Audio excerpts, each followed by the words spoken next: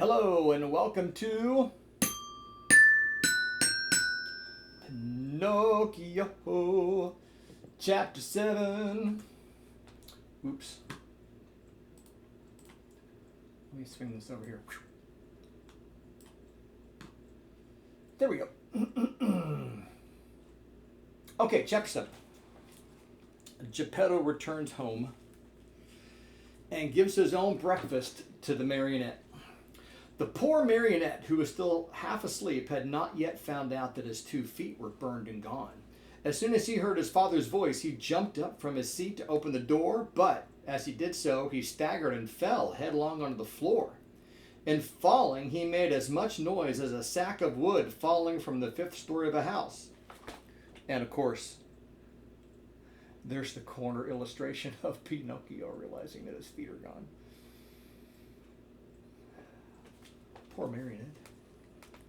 "Open the door for me," Geppetto shouted from the street. "Father, dear father, I can't," answered the marionette in despair, crying and rolling on the floor. "Why can't you?" "Because someone has eaten my feet." "Who has eaten them?" "The cat," answered Pinocchio, seeing that little animal busily playing with some shavings in the corner of the room. Poor Figaro. "Open, I say," repeated Geppetto, "or I give you a sound whipping when I get in. Father, believe me, I can't stand up. Oh dear, I shall have to walk on my knees all my life." Geppetto, thinking that all these tears and cries were only other pranks of the marionette, climbed up the side of the house and went in through the window. At first he was very angry, but on seeing Pinocchio stretched out on the floor, and really without feet, he felt very sad and sorrowful. Picking him up from the floor, he fondled and caressed him, talking to him while the tears ran down his cheeks. "My little Pinocchio, my dear little Pinocchio, how did you burn your feet?" "I don't know, father, but believe me, the night has been a terrible one, and I shall remember it as long as I live. The thunder was so noisy and the lightning so bright, and I was hungry, and then the talking cricket said to me, 'You deserve it, you were bad.' And I said to him, 'Careful, cricket,' and he said to me, 'You are a marionette and you have a wooden head.' And I threw the hammer at him and killed him." Oh, sorry, we'll wait for the clock. Let's see if you can count. Oh, wait a second, not time yet.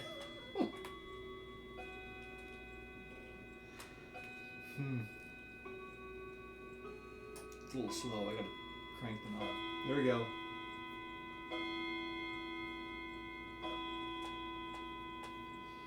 Okay, it's 3 p.m. wherever I am. Where are you? "I threw the hammer at him and killed him. It was his own fault, for I didn't want to kill him. And I put the pan on the coals, but the chick flew away and said, 'I'll see you again. Remember me to the family.' And my hunger grew, and I went out, and the old man with a nightcap looked out the window and threw water on me. And I came home and put my feet on the stove to dry because I was still hungry, and I fell asleep, and now my feet are gone, but my hunger isn't. Oh. And the poor Pinocchio began to scream and cry so loudly that he could be heard for miles around. Geppetto, who had understood nothing of all that jumbled talk, except that the marionette was hungry, felt sorry for him, and pulling 3 pears out of his pocket, offered them to him, saying, "These 3 pears were for my breakfast, but I give them to you gladly. Eat them and stop weeping. If you want me to eat them, please peel them for me." "Peel them?" asked Geppetto, very much surprised. "I should never have thought, dear boy of mine, that you were so dainty and fussy about your food. Bad, very bad. In this world, even as children, we must accustom ourselves to eat of everything, for we never know what life may hold in store for us." "You may be right," answered Pinocchio, "but I will not eat the pears if they are not peeled. I don't like them." And good old Geppetto took out a knife, peeled the 3 pears, and put the skins in a row on the table. Pinocchio ate 1 pear in a twinkling and started to throw the core away, but Geppetto held his arm. "Oh no, don't throw it away. Everything in this world may be of some value. Be of some use. But the core I will not eat, cried Pinocchio in an angry tone. Who knows, repeated Geppetto calmly. And later the 3 cores were placed on the table next to the skins. Pinocchio had eaten the 3 pears, or rather, devoured them. Then he yawned deeply and wailed, I'm still hungry. But I have no more to give you. Really? Nothing? Nothing. I have only these 3 cores and these skins. Very well then, said Pinocchio. If there is nothing else, I'll eat them. At first he made a wry face, but one after another the skins and the cores disappeared. Ah, now I feel fine, he said after eating the last one. You see, observed Geppetto, that I was right when I told you that one must not be too fussy and too dainty about food. My dear, we never know what life may have in store for us.